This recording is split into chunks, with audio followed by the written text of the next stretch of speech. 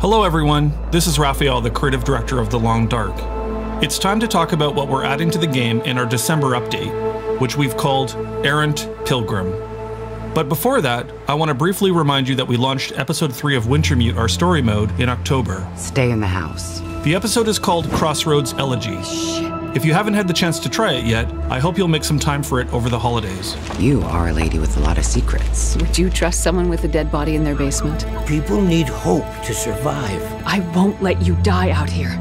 You play as Dr. Astrid Greenwood in episode 3, and you could start right from there if you don't want to go back and replay episodes 1 and 2 first. Although we do recommend that you do that, especially if you didn't get to try the Redux episodes of 1 and 2, which were entirely remade last December. We feel like episode 3 is our best work so far, and we're excited for you to check it out. And now, let's talk about the December update. One of the main new features of Errant Pilgrim is a new region called Bleak Inlet. Bleak Inlet is a coastal region, a site of industrial abandonment. An old fish cannery complex sits on the ocean's edge, remnants of past industry for the once thriving Great Bear. A large cove of open ocean dominates the center of the region, with a bridge stretching across to give access to the industrial area. Bleak Inlet connects to the rest of Great Bear in 2 different places. The plateau overlooking the inlet is only accessible from the Raven Falls ravine transition. For those of you who haven't ventured there, you have to first find your way down to the base of the railroad bridge.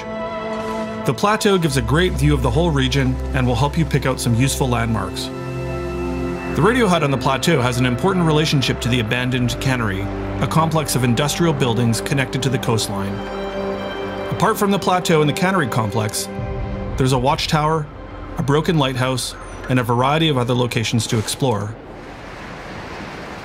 The lower part of Bleak Inlet is connected through a cave that links up with Forlorn Muskeg.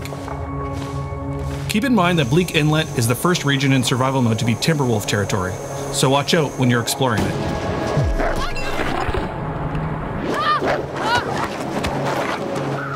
The workshop in the cannery complex of Bleak Inlet also contains some useful new tools, if you can find your way into it: an ammunition workbench and a milling machine. The ammunition workbench is key to our new ammunition crafting gameplay. We think this gameplay will mostly appeal to intermediate and advanced players, so as a result, it's pretty complex. First, you need to gather some raw materials. Bullets can be produced at the ammo workbench using lead that you harvest from car batteries. Gunpowder can be crafted by combining charcoal, taken from burnt out fires, dusting sulfur, and stump remover, 2 new items that can be found in the world. If you combine bullets, gunpowder, and spent shell casings you collected after firing the rifle or revolver, you can craft new ammunition. We've also added a gunsmithing skill, which helps determine the level of quality of ammunition you produce. Lower quality ammunition has a greater chance of misfiring when you use it. The milling machine is only functional during an active aurora. Not only does it repair rifles and revolvers better than the rifle cleaning kit, it can also be used to restore ruined firearms, keeping them useful over the long term as a tool for hunting and defense.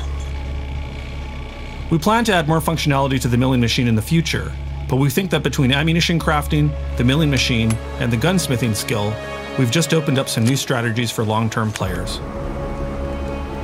We're excited to share the news that we've added a major new challenge to the game. It's called As the Dead Sleep. Inspired by the community-created Deadman Challenge, As the Dead Sleep is our most challenging experience to date. You are a dying survivor, intent on restitution for unspoken sins. You pay your respects to lost souls by visiting 5 graves. With each grave, you get a little more insight into the survivor's state of mind. Most of you will never get to the final grave, but we wish you the best of luck nonetheless. Because As the Dead Sleep is based on interloper gameplay settings, with some other twists thrown in for good measure, we've given it the toughest challenge rating yet. Besides Bleak Inlet, ammunition crafting, and As the Dead Sleep, we've also expanded the feat system in Errant Pilgrim by adding 3 new ones to the game. Blizzard Walker lets you move more freely through blizzards. Expert Trapper gives you a buff when using snares to catch rabbits. And Straight to the Heart gives you a duration bonus when using stims or caffeine from coffee or energy drinks. Moving out of gameplay systems and into audio, we've added 10 more minutes of Sasha's amazing survival mode soundtrack, so keep your ears open for this haunting new music. For those of you who've been asking us when you'll be able to purchase the Episode 3 soundtrack on Steam or Bandcamp, we'll be releasing Volume 2 of our music for the Long Dark soundtrack in the spring. Volume 2 includes 60 minutes of Chris's music from Crossroads Elegy, and all the new Survival Mode tracks from Sasha, and we'll be publishing physical soundtrack editions at the same time. Errant Pilgrim also features some quality of life fixes, including the ability to dismantle campfires and snow shelters, a long-standing community request from those of you who like to clean up after yourselves. We've also done an update on all the Aurora lighting effects to improve their look and get them up to the quality of the rest of the updated lighting in the game. And as with all our updates, Errant Pilgrim features a host of bug fixes and performance improvements. In the weeks after stabilizing Errant Pilgrim, just like you, my team will be getting some rest and spending time with their families and friends over the holidays. So while we'll be keeping an eye on the support portal, response times might be slower than usual. Please keep this in mind if you run into any issues while playing the game. Rest is important to the team returning to work in January, fresh and ready to tackle a whole new year of the Long Dark.